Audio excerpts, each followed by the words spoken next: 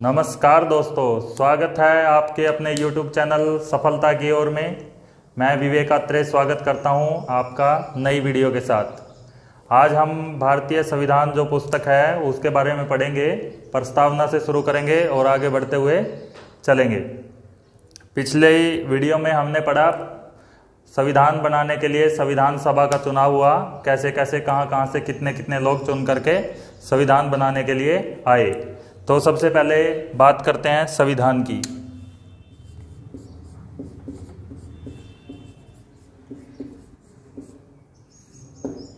अपने भारत का संविधान विश्व का सबसे बड़ा लिखित संविधान है। विश्व का सबसे बड़ा लिखित संविधान।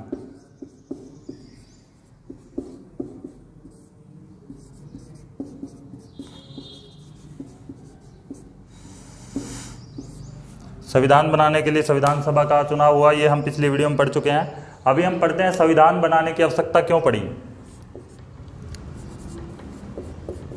तो आवश्यकता जब हम देखते हैं तो पता चलता है कि जैसे भारत में सरकारें बन रही हैं, वो सरकारें तानाशाह ना बन जाएं, वो अपने नियम अपने कानून ना बना ले, इसलिए पूरे देश के लिए एक संविधान बनाने की आवश्यकता पड़ी जो राजनेताओं पे तो अंकुश लगाती है, साथ में भारत के प्रत्येक नागरिक को मौलिक कर्तव्य, मौलिक अधिकार इत्यादि और अन्य सभी प्रकार के न्याय, समानता इत्यादि का अवसर प्रदान करती है। तो सबसे पहले बात करते हैं हम संविधान के अंदर जो सबसे पहले आती है वो है भारतीय संविधान की प्रस्तावना। पढ़ेंगे। प्रस्तावना को भारतीय संविधान की कुंजी कहा जाता है, यानी कि किसी को भारतीय संविधान के बारे में जानना हो तो वो प्रस्तावना में वर्णित एक एक शब्द को पढ़ के भारतीय संविधान का अंदाजा लगा सकता है।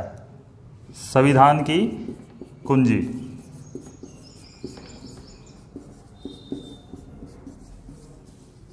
बहुत इंपॉर्टेंट है, HSSC SSC के क्वेश्चन में बहुत बार आता है। संविधान की कुंजी किसे कहा जाता है। तो भारतीय प्रस्तावना के अंदर कुछ इंपॉर्टेंट बातें हैं वो पढ़ लेते हैं। इसमें तीन प्रकार के न्याय की बात की गई है।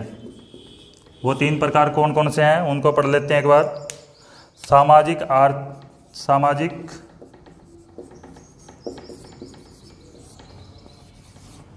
आर्थिक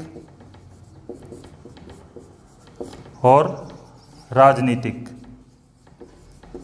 ये तीन प्रकार का न्याय इस प्रस्तावना के अंदर प्रत्येक भारतीय को दिया हुआ है। अब दूसरा मेन पढ़ते हैं। दूसरा टॉपिक है 5 प्रकार की स्वतंत्रता। 5 प्रकार की स्वतंत्रता का वर्णन अपने भारतीय संविधान की प्रस्तावना के अंदर किया गया है, जिसमें विचार, अभिव्यक्ति,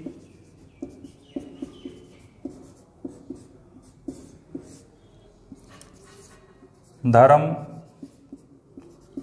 विश्वास और 5वां उपासना।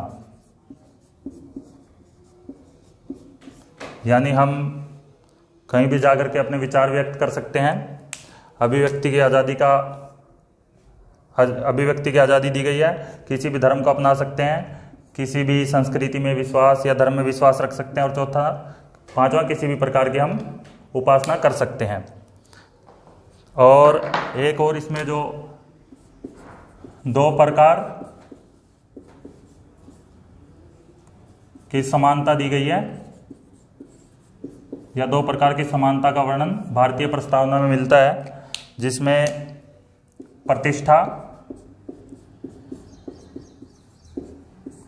व अवसर। ये दूसरा अवसर और पहली प्रतिष्ठा, यानी कि सभी को की प्रतिष्ठा समान है और प्रत्येक कार्य में, जितने भी गवर्नमेंट कार्य हैं या अन्य किसी प्रकार का जो भी कार्य है, उनमें सब लोगों को समान रूप से अवसर दिया जाएगा। ये बातें प्रस्तावना में की गई हैं। और इसमें प्रस्तावना में एक बंधुत्व की बात की गई है, यानी आपसी भाईचारा।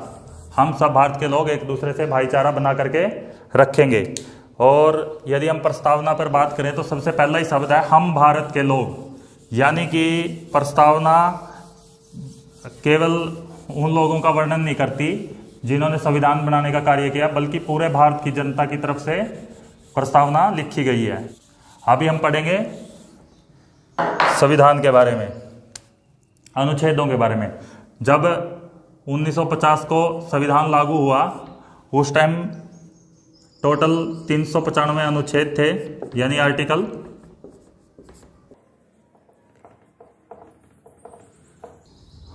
8 अनुसूचियां थी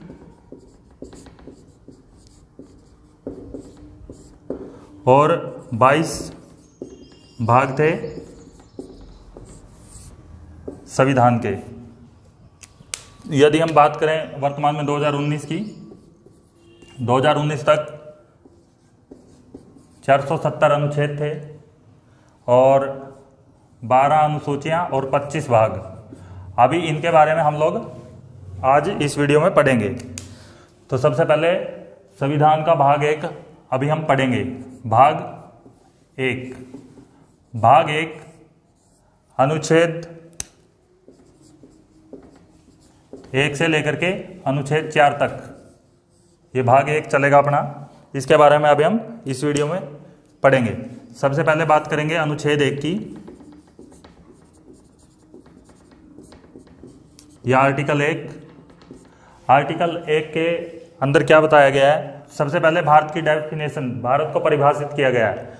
भारत का नाम, अपने देश का नाम। सबसे पहले अनुच्छेद में अपने देश के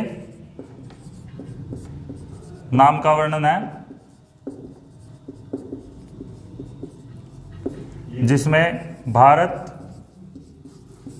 और इंडिया दो नाम अपने देश के बताए गए हैं। कुछ लोगों का, जब संविधान सभा बनाने के लिए लोग एकत्रित हुए तो कुछ लोगों का मानना था कि भारत का पुराना नाम भारत ही रहने देते हैं, लेकिन कुछ लोगों ने कहा कि आधुनिक नाम इंडिया करते हैं। लेकिन दोनों में से किसी नाम पर सहमति ना बनने के कारण दोनों नामों को संविधान में लिख दिया गया। अभी इसके अंदर दूसरी बात जो बताई गई है वो भारत राज्यों का संघ है। देखिए, भारत को संघीय राज्य न बोल करके क्या बोला गया है? राज्यों का संघ। इसके बारे में अच्छे से पढ़ते हैं। अभी दोनों बातों के अंदर क्या अंतर है ये अभी पढ़ते हैं। संघीय राज्य और भारत को बोला गया है भारत राज्यों का संघ। इन दोनों चीजों के बीच में अभी अंतर पढ़ते हैं। देखिए, अमेरिका के अंदर क्या है, वहाँ जितने भी स्टेट हैं, अलग अलग स्टेट हैं, उन्होंने सेंटर के साथ, जो वहाँ का यूएसए का सेंट्रल गवर्नमेंट है, उसके साथ एग्रीमेंट कर रखा है कि हम आपके साथ जुड़े हुए हैं। तो वहाँ पे दोनों को, यानी कि केंद्र को व राज्यों को, दोनों को समान रूप से समान शक्तियां दी गई हैं। इसका मतलब क्या है कि वहां के राज्य हैं जो, वो जब तक चाहें अमेरिका के साथ रह सकते, अमेरिका के मतलब जो केंद्र है उसके साथ रह सकते हैं, वरना वो जब चाहें अपना प्रस्ताव अलग पारित करके वहां से यूएसए के, जो टोटल यूएसए है, यूनाइटेड स्टेट ऑफ अमेरिका, उससे अलग हो सकते हैं। लेकिन अपने भारत में क्या है, भारत में राज्यों को अलग होने की शक्ति नहीं है।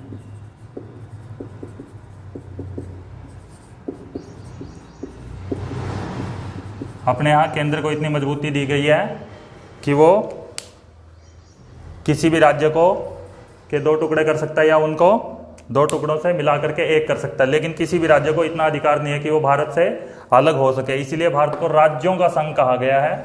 ना कि संघीय राज्य है। इसके बाद अनुच्छेद 2,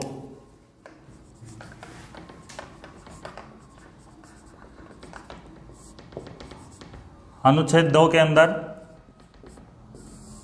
वो हिस्सा जो वर्तमान में भारत का नहीं है, जो हिस्सा भारत का नहीं है उसको यदि भारत में मिलना है तो अनुच्छेद 2 के तहत मिलेगा। जैसे 1961 से पहले तक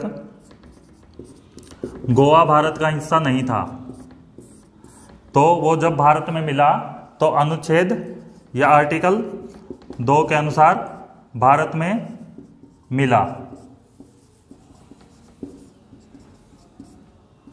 वह हिस्सा जो वर्तमान में भारत का नहीं है लेकिन वो भारत में मिलना चाहता है तो अनुच्छेद 2 के तहत वो भारत में मिलेगा। इसके बाद अनुच्छेद 3 की बात करते हैं हम।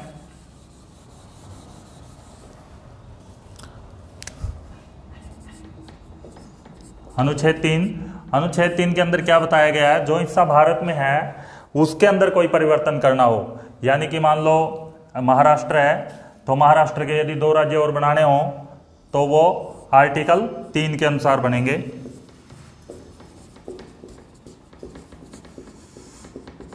या 2 राज्यों को एक मिलाना हो, मान लो कल गुजरात को और महाराष्ट्र को मिला करके पूरे को एक करना हो तो भी आर्टिकल 3 के अनुसार। इसमें केंद्र सरकार को किसी भी राज्य का नाम चेंज करने का अधिकार है, किसी भी राज्य के टुकड़े कर सकते हैं या किन्हीं भी 2 राज्यों को मिला सकते हैं। सबका अधिकार केंद्र सरकार के पास है। अभी देखिए, क्या मान लो बाई चांस उत्तर प्रदेश के 2 टुकड़े करने हो तो केंद्र सरकार प्रस्ताव पारित करेगी और प्रस्ताव पारित करने के बाद एक बार वो यूपी की विधानसभा के अंदर प्रस्ताव जाएगा, उस पर राज्य अपना विचार व्यक्त करेगा और विचार व्यक्त करने के बाद जब वो वापस केंद्र की तरफ जाएगा तो केंद्र पर निर्भर करता है कि उसको राज्य का प्रस्ताव मानना है या नहीं मानना। यानी कि मान लो यूपी बोलता है कि हम भाई हमें 2 टुकड़े नहीं करवाने हैं, तो भी वो डिपेंड करता है केंद्र सरकार पे कि वो 2 टुकड़े करेगी या नहीं। वो केवल एक औपचारिकता के लिए यूपी की विधानसभा के अंदर जाएगा। ऐसे ही अभी हमने जो पढ़ा था गोवा के बारे में, गोवा को जब कहाँ से मिलाया गया, बाहर से, जब पुर्तगालियों के कब्जे में था गोवा तो उसको जब भारत में मिलाया गया तो आर्टिकल 2 के अनुसार। लेकिन अब मिलाया गया था उसको, गोवा को भारत में मिलाया गया 1961 में, लेकिन जब 1961 में मिलाने के बाद उसको यूनियन टेरिटरी यानी केंद्र शासित प्रदेश बना दिया गया। और अगली बार जब गोवा को 1987 में भारत का राज्य बनाया गया तो अब आर्टिकल 3 का प्रयोग होगा।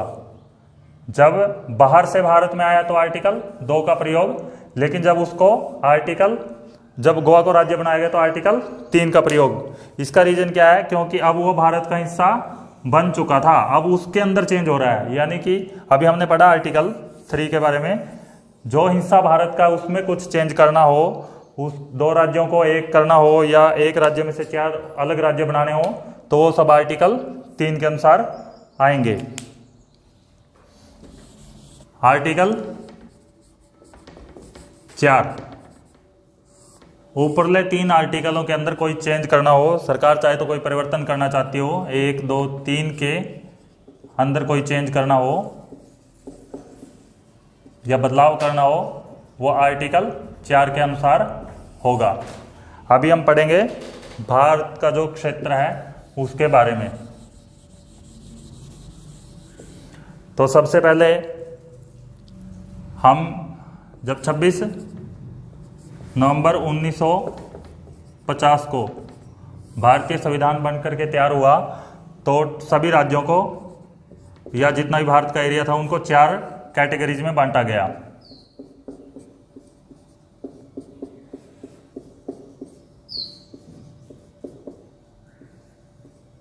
चार कैटेगरीज के अंदर उनको बांटा गया। मेन ये कैटेगरी है, यही है वो प्रांत या राज्य जो वर्तमान में हम देखते हैं। तो सबसे पहले इसमें उड़ीसा, बिहार,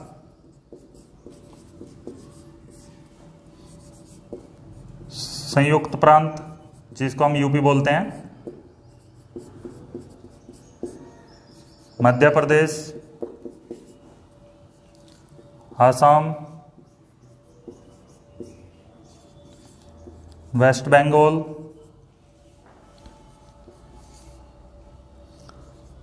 मद्रास,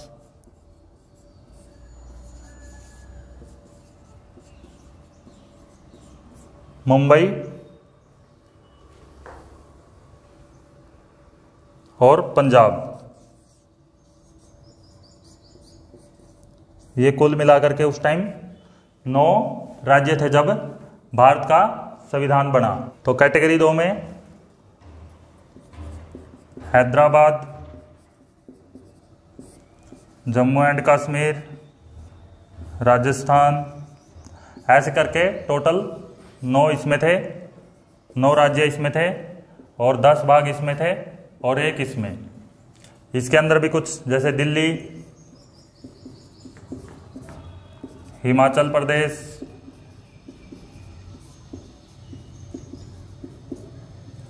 त्रिपुरा आदि ऐसी कैटेगरी 3rd थी।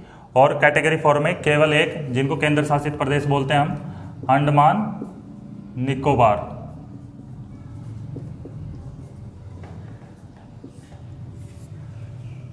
तो जब भारतीय संविधान लागू हुआ तो उस टाइम तक देश में 9 राज्य थे। ये सबसे इंपॉर्टेंट है। इन 9 के 9 उड़ीसा, बिहार, संयुक्त प्रांत जिसको यूपी बोलते हैं वर्तमान में, एमपी, असम, वेस्ट बंगाल, मद्रास, बम्बई और पंजाब। अभी ये राज्य कब थे? 26 जनवरी 1950 को जब भारत का संविधान लागू हुआ। धीरे धीरे अब हर क्षेत्र में लोग अलग अलग राज्य की मांग करने लगे भाषा के आधार पर, कि हमारी भाषा अलग है, इनकी अलग है, तो हमें अलग राज्य चाहिए। तो सबसे पहले इस आवाज को देखते हुए केंद्र सरकार ने एसके-धार समिति बनाई। ये समितियां इंपॉर्टेंट हैं। एसके-धार समिति, इस समिति को भेजा गया कि जाइए पूरे भारत में और देखिए भाषा आधार पर राज्य बना सकते हैं क्या। 1948 में ये आकर के रिपोर्ट देते हैं और ये भाषा आधार को नकार देते हैं।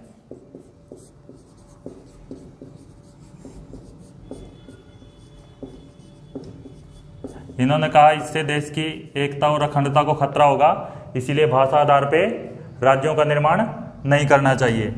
दूसरा, इन्होंने कहा कि भाषा आधार पे राज्यों का निर्माण ना करके हम भौगोलिक स्थिति के आधार पर निर्माण कर सकते हैं। भौगोलिक स्थिति यानी पहाड़ी एरिया है उसको अलग, मैदानी एरिया है उसको अलग। इस प्रकार से जैसे पहाड़ी एरिया है तो हिमाचल प्रदेश को अलग बना सकते हैं, मैदानी एरिया है पंजाब। इस प्रकार से इन्होंने कहा कि भौगोलिक स्थिति पे राज्यों का निर्माण करना चाहिए। उसके बाद जब इसने भाषा आधार पर नकार दिया तो 1948 दिसंबर में ही एक दूसरी समिति बनाई गई। समिति का नाम था, दूसरी समिति थी JVP समिति।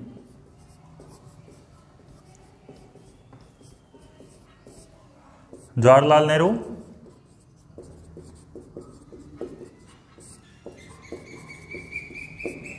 वल्लभ भाई पटेल,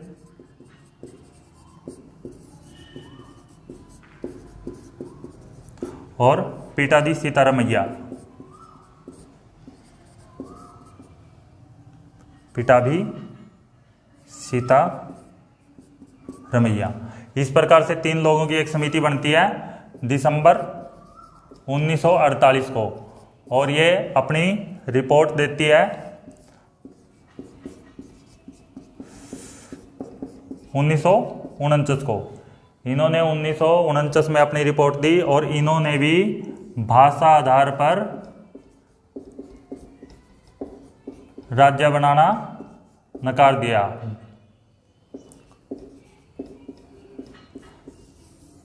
ये इंपॉर्टेंट है। अब कुछ समय के लिए सारा मामला शांत रहता है राज्य बनाने का, लेकिन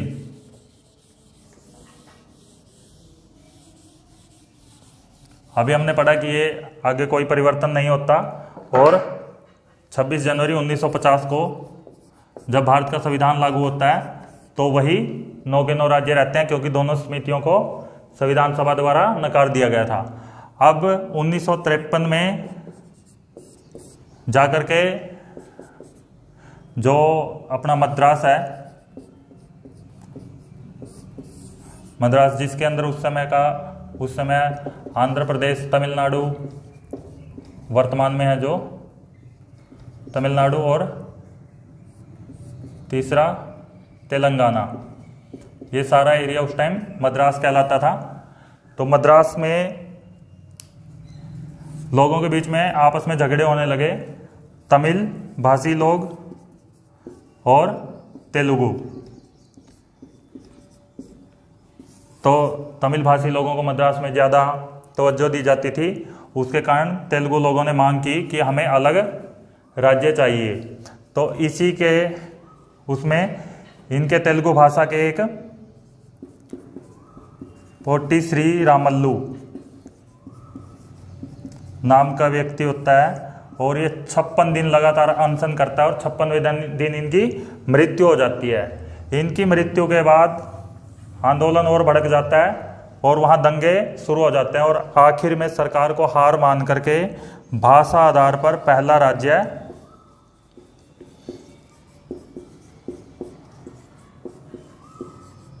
मद्रास से अलग करके बनाया गया आंध्र प्रदेश। इंपॉर्टेंट है HSSC के पॉइंट ऑफ व्यू से भी और SSC के अंदर भी, भाषा आधार पर बनने वाला पहला राज्य आंध्र प्रदेश।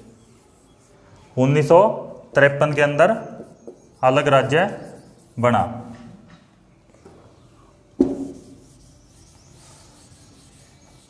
तो तेलुगु भाषी लोगों के पास आंध्र प्रदेश आया और तमिल भाषी, जिसको हम वर्तमान में तमिलनाडु बोलते हैं, वहां रहने लगे। तो भाषा आधार पर राज्यों की मांग को देखते हुए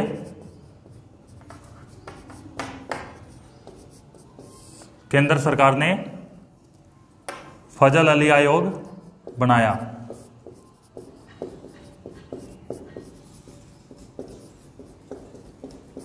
फजल अली आयोग 1953 में जब आंध्र प्रदेश बन गया तो इन्होंने फजल अली आयोग बनाया, जिसके अंदर 3 लोग थे।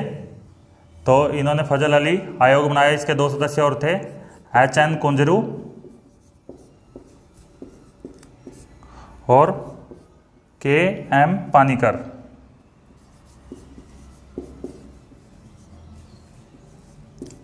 ये टोटल 3 सदस्य थे इसमें, जो फजल अली आयोग में खुद फजल अली, HN कुंजरू और KM पानीकर। फजल अली उस समय अपने भारत के सुप्रीम कोर्ट के चीफ जस्टिस थे। तो इनके नेतृत्व में यही अध्यक्ष थे इस कमेटी के, और इनकी देखरेख में ही तीनों पूरे भारत में घूमे, और इन्होंने आकर के 1955 में अपनी रिपोर्ट दी। रिपोर्ट के आधार पर इन्होंने भाषा आधार को सही ठहराया। इन्होंने कहा कि भाषा आधार पर हम राज्यों को बना सकते हैं, लेकिन केवल एक भाषा का वर्चस्व ना रहे, केवल एक भाषा के आधार पर ना बनाएं। तो वहाँ की द्वितीय भाषा, राष्ट्रीय भाषा हमारी हिंदी है, तो द्वितीय भाषा मतलब 2-3 भाषाएं बोली जाएं वहाँ पे, ताकि देश की एकता और अखंडता को कोई दिक्कत ना आए, इसलिए इन्होंने ऐसा कहा। इसके बाद इनकी रिपोर्ट के आधार पर ही संविधान के अंदर बहुत बड़ा चेंजेज होता है।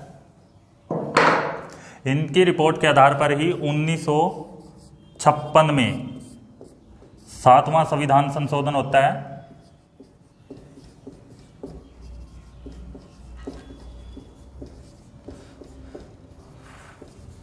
बहुत इंपॉर्टेंट है ये। 7वां संविधान संशोधन 1956 में हुआ और इसको राज्यों का पुनर्गठन, राज्य पुनर्गठन आयोग,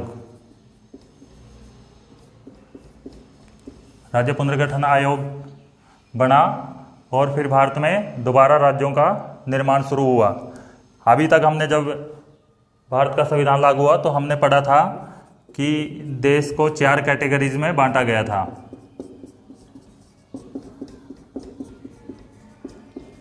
अब इन 2 को खत्म करके केवल 2 कैटेगरियां रह गई हैं। एक इसको केंद्र शासित प्रदेश और ये राज्य वाली चली हुई थी। इनके बारे में अभी पढ़ते हैं हम।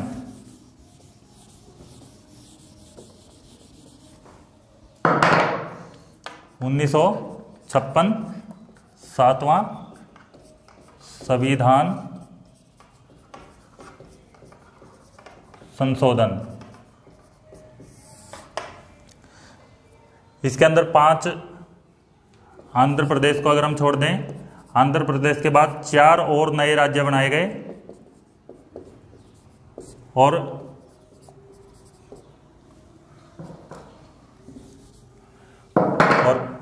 ये राज्य और केंद्र शासित प्रदेश यानी यूनियन टेरिटरीज भी अब 6 हो गई थी। अभी इनके बारे में पढ़ेंगे। देखिए 9 राज्य पहले थे जब संविधान लागू हुआ। उसके बाद पहला राज्य आंध्र प्रदेश 1953 में बन गया था। उसके बाद 4 नए राज्य बनते हैं, केरल, राजस्थान,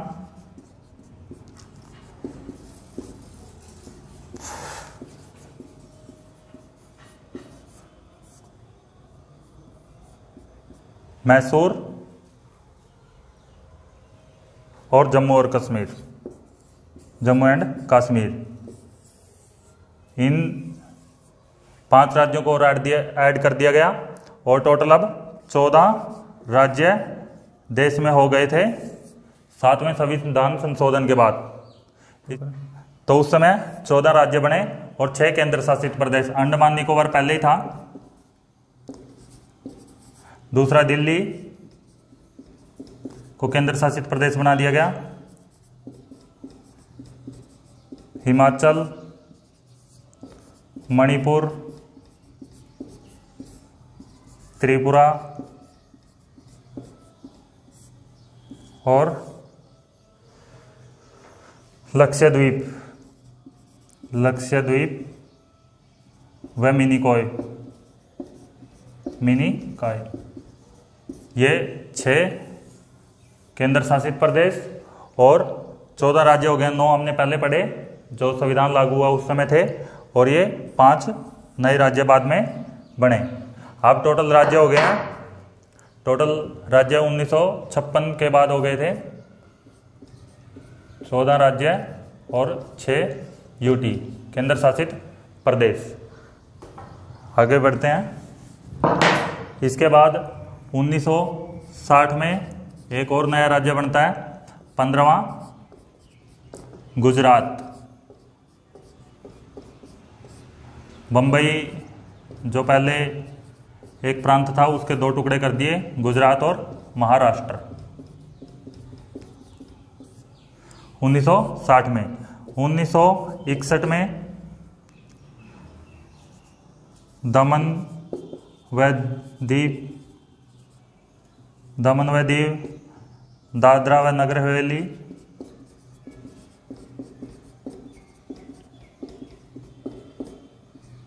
व गोवा, ये 3 पुर्तगालियों के कब्जे से हट करके, इन तीनों पर पहले पुर्तगालियों का कब्जा था, वहां से भारत में उनके ऊपर सैन्य कार्रवाई के बाद ये तीनों इनसे भारत में मिले। अब इसमें से दादरा एवं नगर हवेली को 1961 में ही यूटी बना दिया गया, यूनियन टेरिटरी, और इसको और गोवा को, दमन एवं दीव और गोवा को 1962 में यूनियन टेरिटरी बना दिया गया, केंद्र शासित प्रदेश बना दिया गया। 1962 में एक और होता है जो पांडिचेरी,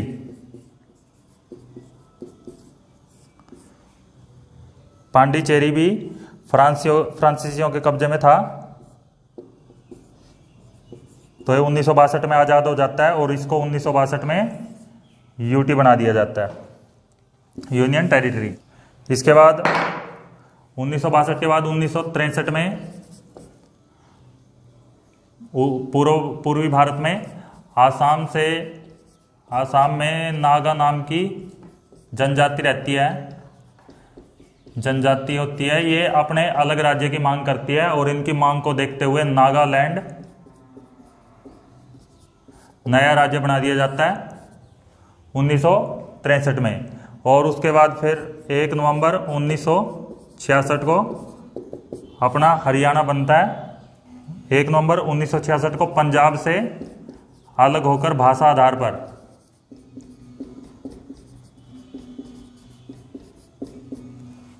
भाषा आधार पर 1 नवंबर 1966 को पंजाब से अलग होकर के हरियाणा बनता है। और ये था संविधान का 18वां संशोधन। 18वें संशोधन द्वारा देश का 17वां राज्य हरियाणा बनता है। और इनसे अलग हिमाचल प्रदेश यूनियन टेरिटरी,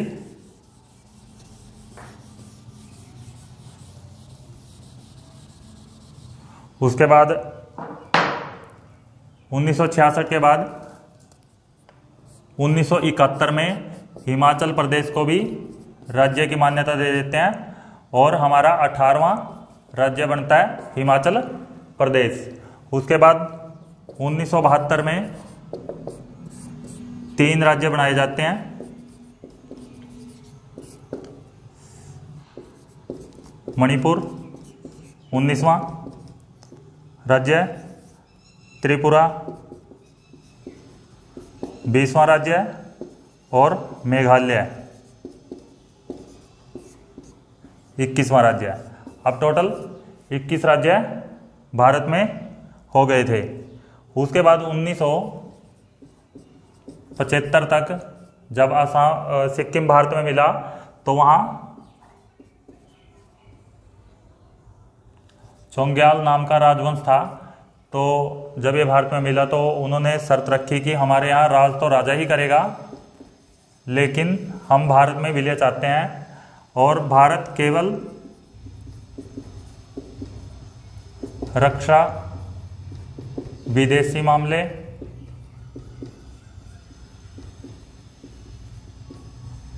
और कम्युनिकेशन, ये 3 टाइप के मामले केवल भारत देखेगा, बाकी हम अपना राज खुद करेंगे, वहां के राजवंश ने ऐसा कहा। लेकिन 1975 से पहले की बातें हैं। 1974 में इससे पहले जब यहाँ के राजवंश ने भारत में मिलने की कोशिश की पूर्ण रूप से, तो उनके लिए अपनी जो अनुच्छेद 2A उसके तहत और अनुसूची 10 केवल सिक्किम के लिए बनाई गई। इसके अंदर सिक्किम के लिए विशेष प्रशासन या विशेष नियमों का वर्णन था।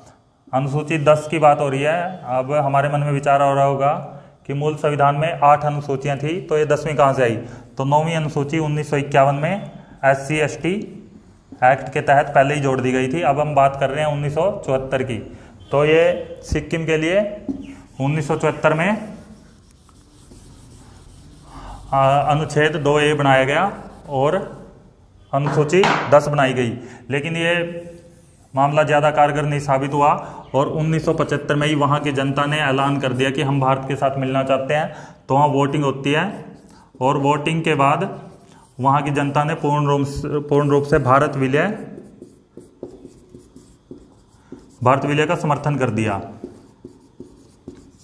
और इस समर्थन के बाद इस अनुच्छेद को भी हटा दिया गया और अनुसूची 10 को भी हटा दिया गया और इसमें भारत का विलय हो गया। 22वां राज्य बना भारत का सिक्किम।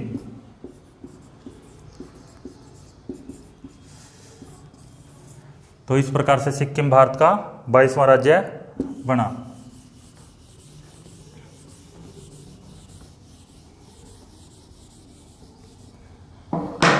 उसके बाद 1987 को 3 और नए राज्य बनते हैं। अरुणाचल प्रदेश,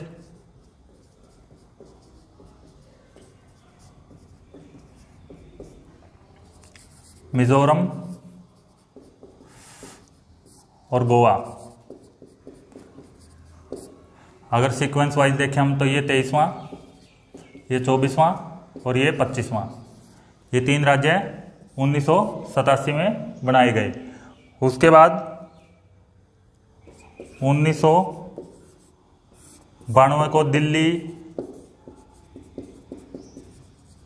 को राष्ट्रीय राजधानी क्षेत्र दिल्ली बनाया गया, एनसीआर दिल्ली बनाया गया, और इसको पूर्ण रूप से राज्य का दर्जा न दे करके यहां विधानसभा बनाई गई। पूर्ण रूप से अलग राज्य न बना करके केवल विधानसभा का निर्माण यहां किया गया। उसके बाद 2000 पूरे 2000 में अटल बिहारी वाजपेयी के नेतृत्व में बीजेपी सरकार बनती है और 3 नए राज्य बनते हैं। छत्तीसगढ़ एमपी में से अलग होता है, मध्य प्रदेश में से। 26वां राज्य, और उत्तराखंड, उत्तरांचल नाम रखा गया पहले इसका, ये अपने यूपी से अलग होता है, 27वां राज्य। और तीसरे नंबर पे झारखंड बिहार से अलग किया जाता है और 28वां राज्य बना दिया जाता है। उसके बाद 2014 में आंध्र प्रदेश से अलग करके तेलंगाना जून 2014 में तेलंगाना को अलग राज्य बना दिया जाता है, जिसकी राजधानी वर्तमान में हैदराबाद है, जो पहले आंध्र प्रदेश की राजधानी होती थी, और आंध्र प्रदेश की नई राजधानी अमरावती बनाई गई है। अभी बनने लग रही है, प्रोसेस में है।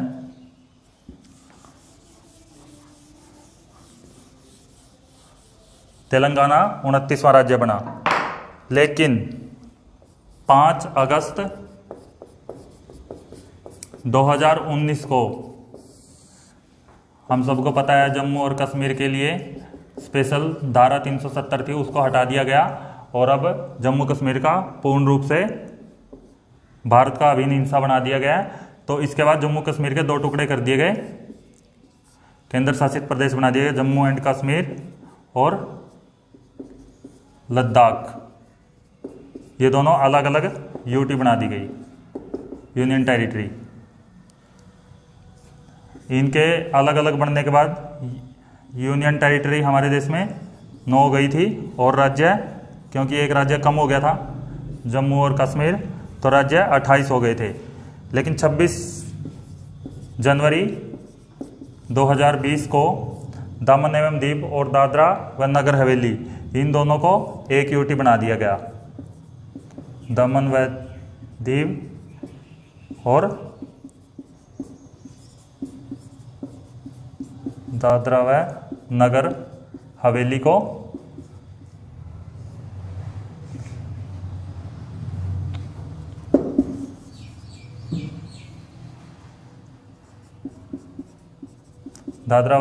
को एक यूटी बना दिया गया, और अब यूनियन टेरिटरी 8 हो गई हैं। तो वर्तमान में देश में 28 राज्य और 8 यूनियन टेरिटरी हैं। यहाँ खत्म होता है अपने संविधान का भाग 1। आगे पढ़ेंगे अगले भाग में अपनी भारत की नागरिकता मौलिक अधिकारों के बारे में, जो अनुच्छेद 5 से लेकर के और मौलिक अधिकारों के बाद 35 तक चलेंगे। अगली वीडियो जल्द लेके आएंगे। मिलते हैं अगली वीडियो के साथ।